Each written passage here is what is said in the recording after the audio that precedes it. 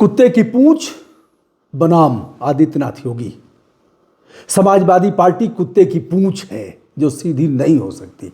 हमारे दादाजी कहते थे बकरी की पूंछ बहुत छोटी होती है लेकिन अपनी इज्जत ढक करके रखती है, लेकिन कुत्ते की पूंछ बहुत बड़ी होती है लेकिन उसकी प्रतिष्ठा खुलेआम तार तार हो जाती है। आज आदित्यनाथ योगी मिल्कीपुर में थे, कल थे कुंभ मेला में। उन्होंने पूछा अधिकारियों से कैसे यह सब हुआ। 10 मिनट तक उस स्थल पर रहे जहां भगदड़ मची थी और लोगों की जानें गई थी। अभी तक सही आंकड़ा नहीं आ पाया है कि कितने लोग मरे हैं। हालांकि 30 की संख्या प्रशासन बता रहा है और 60 घायल हैं। उन्होंने कहा कुछ लोग सनातन धर्म के नाम पर षड्यंत्र कर रहे हैं, सनातन को बदनाम कर रहे हैं, उनकी साजिश नाकाम होगी। आज उन्होंने हद कर दिया, अजी हद कर दी आपने। अब बाबा ने आज कहा कि ये कुत्ते की पूंछ है, यह सीधी नहीं होगी। सपा सांसद नौटंकी कर रहे हैं। सपा सांसद अवधेश प्रसाद खूब रोए, फपक फपक कर रोए।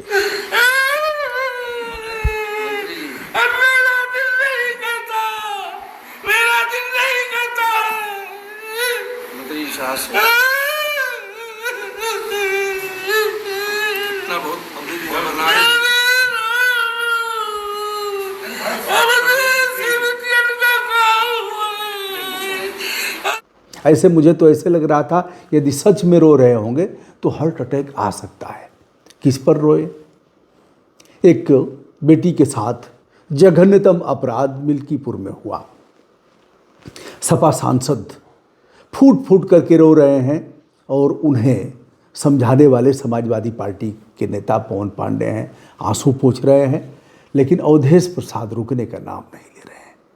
कहाँ गए राम, कहाँ गई माता जानकी, ऐसे करके खुद आप सुनिए और देखिए।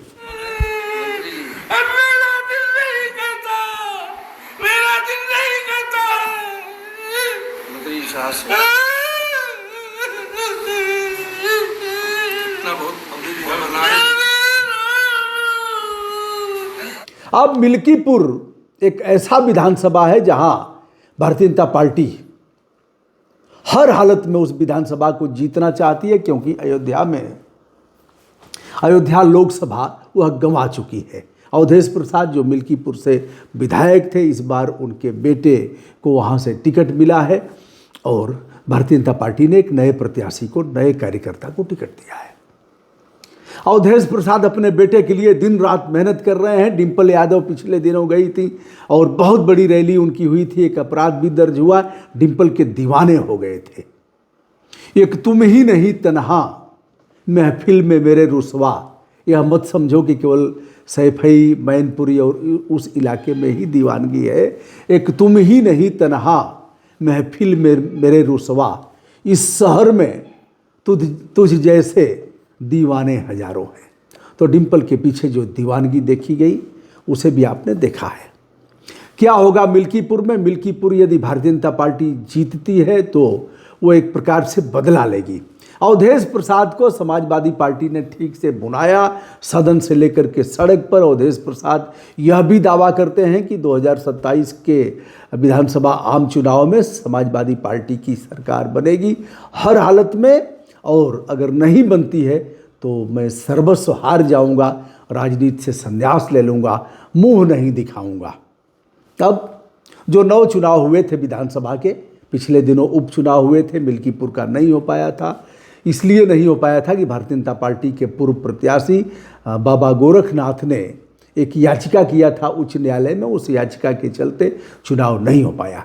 इस बार चुनाव हो रहा है। 9 विधानसभा के उपचुनाव में परिणाम जो आए थे उस पर भी समाजवादी पार्टी लगातार घेर रही है और भारतीय जनता पार्टी को यह साबित करने में लगी है, कह रही है कि इन लोगों ने पुलिस प्रशासन का सहयोग लिया, बेईमानी किया, हमारे मतदाताओं को वोट देने नहीं निकलने दिया और इस तरह से इन लोगों ने जीता।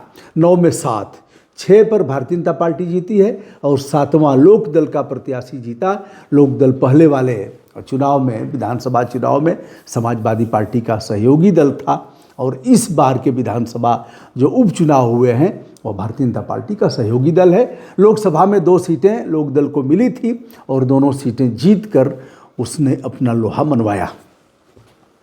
अब आप स्वयं सुनिए क्या कह रहे हैं आदित्यनाथ योगी। पुरानी कहावत है कि कुत्ते की पूंछ कभी सीधी नहीं होती, इनका पेशा अपराध करना है।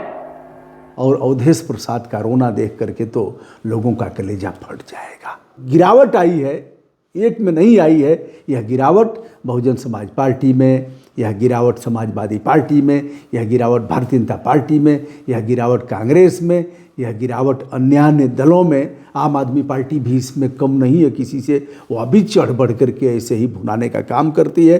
अब मिल्कीपुर में 5 तारीख को मतदान होना है और 8 तारीख को इसका परिणाम आएगा। इसी तरह से दिल्ली विधानसभा में भी 5 को मतदान और 8 को परिणाम।